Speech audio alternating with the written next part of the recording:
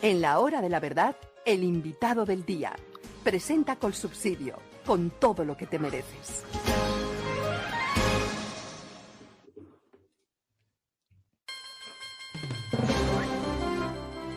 Nuestro invitado de hoy ha venido insistiendo desde hace mucho en este tema. Las desventuras del país con el gobierno de Petro. Como a Petro lo que le interesa es organizar unas milicias que lo respalden por la fuerza, como en el caso de Nicolás Maduro en Venezuela. Carlos Alonso Lucio está con nosotros en la hora de la verdad. Doctor Carlos Alonso Lucio, muy buenos días. Doctor Fernando, muy buenos días. Me alegra saludarlo a usted y a su audiencia. Bueno, parece que con los acontecimientos de hoy y de mañana, porque ya empezaron a llegar las chivas que se van a tomar a Bogotá. ¿Eso qué significa? Milicias en el corazón de Bogotá para presionar al Congreso de la República y para presionar a la gente en favor de las reformas de Gustavo Petro. ¿Qué hay? ¿Qué es lo que usted interpreta sobre estos acontecimientos dramáticos, doctor Lucio?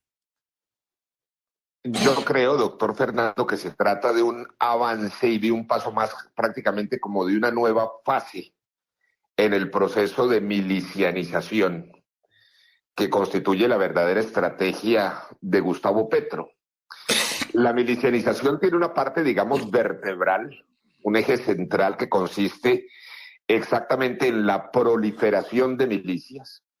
Llámense guardias indígenas, guardias campesinas, primeras líneas, etcétera. Es decir, la organización de grupos adiestrados para ejercer la violencia en sus territorios, a sus comunidades vecinas, etcétera. Pero la milicianización también es un método. Es un método, es decir, no solamente consiste en la organización de esos grupos violentos, sino en ejercer una metodología que incorpora lo que podríamos denominar también una violencia simbólica y antidemocrática. Esto que está ocurriendo con las marchas del gobierno a Bogotá tiene de violencia simbólica un elemento fundamental y es la utilización absolutamente descarada e ilegal, el abuso del manejo del Estado para propósitos políticos particulares. Es una especie de privatización del Estado al servicio de un proyecto político e ideológico. Porque lo cierto es que las movilizaciones que se están haciendo hoy están siendo pagadas con recursos públicos. Están siendo convocadas desde los portales de las instituciones oficiales. Están siendo seducidas, entre otras cosas, a través de promesas que no se pueden hacer sino con el abuso del manejo del gobierno. En la mitad a un mes de una faena electoral establecida por la democracia constitucional. Luego allí hay unos elementos, todo entre otras cosas para provocar una transformación del clima político y electoral en la capital de la República, en momentos en que el candidato oficial del gobierno, el señor Gustavo Bolívar, está viviendo un momento de crisis de las encuestas. La sociedad lo rechaza. Y resulta que ellos quieren modificar a través de una invasión a la ciudad, inventándose, entre otras cosas, unos actos de gobierno, unas asambleas de gobierno en los barrios populares. Era un ejercicio que jamás en la historia de Colombia, independiente de los gobiernos buenos, malos o regulares o de los momentos de crisis política, había hecho algún gobierno en la historia de Colombia. Luego, la violencia simbólica y la milicianización de la intervención abusiva y despótica de un gobierno nacional en el ejercicio de un proceso electoral en Colombia es un elemento que tiene la ciudadanía que comprender y que tiene la ciudadanía que rechazar y repudiar absolutamente. Y yo le diría, doctor Fernando, que hay un segundo elemento de esa metodología de milicianización que el país tiene que advertir con mucha claridad, que es lo que podríamos denominar la fase de la de la milicianización, del manejo por parte de la militancia política del Estado. Me explico mejor. Si ustedes revisan lo que está ocurriendo en este momento con la forma del ejercicio del gobierno, es que estamos comenzando a observar ya el tránsito de un gobierno de funcionarios públicos a un gobierno de militantes. Es decir, la administración pública está perdiendo valor en el sentido de su función pública, en el ejercicio del servicio público. En la historia de la administración pública se hace a través de funcionarios públicos para haber sido capturada y ejercida a través de militantes. Fíjese usted, por ejemplo, el caso, es decir, la gente no se explicaba por qué personas sin ninguna trayectoria y experiencia profesional, sin ninguna capacidad técnica, estaban llegando a puestos claves al interior del Estado. Esta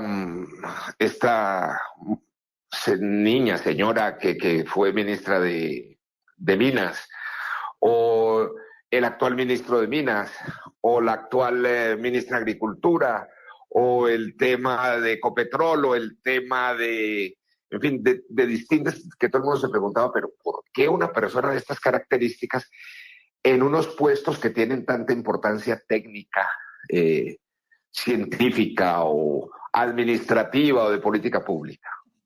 Pues por una razón muy simple, porque el proyecto de milicianización obliga a que en esos puestos lleguen militantes, no funcionarios, para poder adelantar la estrategia de milicianización, no de buen gobierno. Entonces, por ejemplo, usted revisa el caso del Ministerio de Agricultura. El Ministerio de Agricultura tiene sobre la mesa una oferta por parte de un convenio que hizo con Fedegan de casi 2 millones de hectáreas que se le ofrecen al gobierno para que las adquiera para su política agraria. Y tiene sobre la mesa una chequera de 5.2 billones de pesos. ¿Usted sabe cuántas fincas ha adquirido? Una. Pero eso sí, la capacidad de irse a organizar comités ideológicos en los municipios, provocar asambleas y generar esta marcha, eso sí lo hace con mucha destreza, porque su función es hacer militancia política, no reforma agraria. Y lo mismo ha ocurrido con el Ministerio de Minas.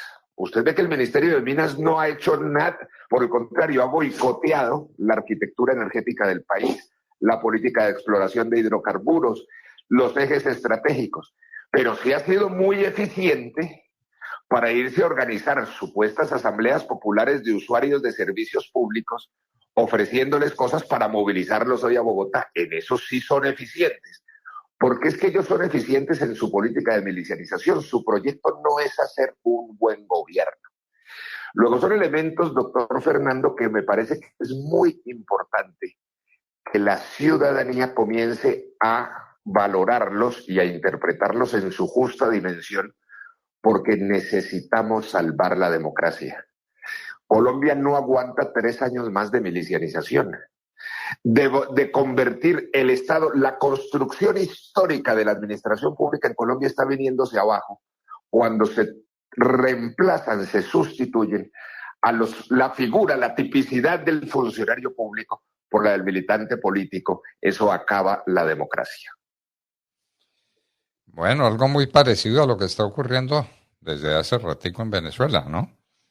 En Venezuela, lo que organizó el señor Maduro para su defensa y para la defensa de su régimen es eso, milicias armadas que golpean sin clemencia al que trate de hacer alguna forma de oposición.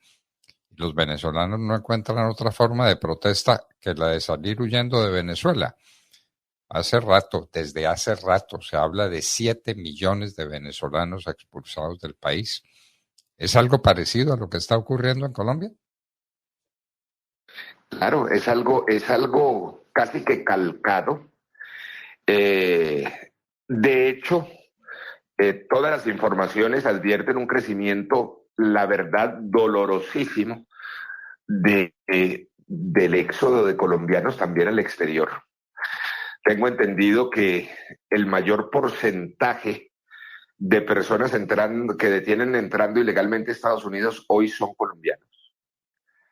Entre otras cosas porque el clima de la perspectiva económica del país es muy lúgubre, pero además hay otro, es decir, hay otro elemento en el que se parece, en lo que se parece, están calcados los modelos con el tema venezolano, y es la estrategia de destruir los acumulados institucionales, digamos, históricos del país. En Venezuela, por ejemplo, hicieron algo que era imposible, que era acabar con la riqueza venezolana. Cuando Chávez recibe Venezuela, Venezuela era un país que producía 3 millones de barriles de petróleo día. Pues acabaron PDVSA. Y la acabaron exactamente porque sacaron a los funcionarios públicos, a toda esa escuela de conocimiento técnico, científico del petróleo, administrativo, que eso no se decreta, eso se construye con el esfuerzo humano. Y resulta que los reemplazaron por militantes.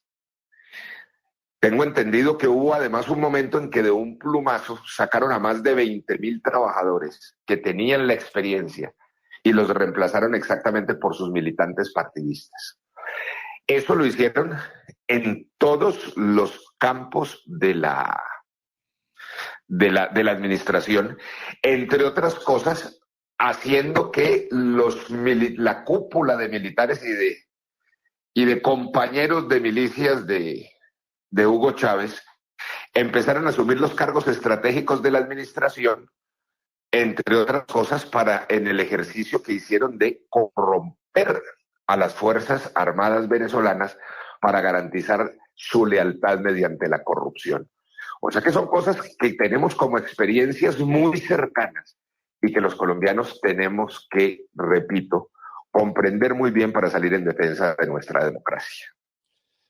Lo tenemos que comprender mientras sea tiempo, porque no hay mucho, doctor Carlos Alonso Lucio. Estamos muy próximos a que ocurran aquí cosas muy graves. Tenemos una cifra de un aumento de 50% de los colombianos que se atreven a pasar o a desafiar el tapón del Darién con tal de buscar la frontera sur de los Estados Unidos. Y eso está pasando ya, está pasando ya. Está creciendo el hambre en las ciudades. Hoy dice el senador Miguel Uribe que han aumentado en 1.3 millones de personas el número de quienes no pueden comer 3 veces al día, es decir, la gente que tiene hambre. Y esto no da tregua, esto no da espacio, esto no puede demorarse, ¿no, doctor Lucio? Yo creo, doctor Fernando, que es una situación muy grave. Pienso que hay que hacer énfasis exactamente en el término que usted empleaba ahorita. Todavía estamos a tiempo. Y todavía estamos a tiempo, además, con una serie de herramientas que están sobre la mesa, que son herramientas de disponibilidad constitucional de la democracia colombiana. Es decir, yo creo que debemos avanzar hacia el juicio político. Es decir, Colombia ya lo sabe, los medios de comunicación lo han publicado. En la discusión ciudadana está un inventario de delitos constitucionales y de delitos tipificados en el Código Penal que ha cometido Gustavo Petro, y que en cualquier democracia seria del mundo se establece que quien comete delitos, y más aún un presidente, cuando los comete, constitucionales y penales, pues debe ser juzgado. Es el camino institucional, está establecido en la Constitución, exactamente para momentos que viven los países como el que estamos viviendo en este momento los colombianos. Es una herramienta institucional, pacífica, democrática, justa, que si los colombianos no la utilizamos, nos acercamos a un despeñadero de desintegración, de violencia, de pérdida institucional, prácticamente de venezolanización de la realidad colombiana. Creo que este es un llamado que tenemos que insistir. Creo que hay que insistir en que es el llamado democrático de salvación al país y que estamos a tiempo de acudir a él. Bueno, estamos a tiempo. En 24 horas empieza formalmente la toma de Bogotá por parte de estas milicias organizadas por el gobierno, pagadas por el gobierno, financiadas por el gobierno. Se calcula que vienen 14,000 personas indígenas, en su mayoría, a tomarse Bogotá. ¿Qué va a pasar mañana? ¿Qué va a pasar después? Nadie lo sabe, todos lo podemos presentir. Doctor Carlos Alonso Lucio, muchas gracias por estar con nosotros y por darnos estas advertencias cuando todavía es tiempo. Muchísimas gracias. Doctor Fernando, muy amables ustedes y que tengan un buen día. Carlos Alonso Lucio. Él conoce bien a Gustavo Petro, ¿no? Fueron compañeros en el M-19 hace muchos años. Carlos Alonso Lucio se convirtió en un personaje central de la vida nacional desde otra perspectiva, y hoy Gustavo Petro es el presidente de Colombia y el que está organizando las milicias, la milicianización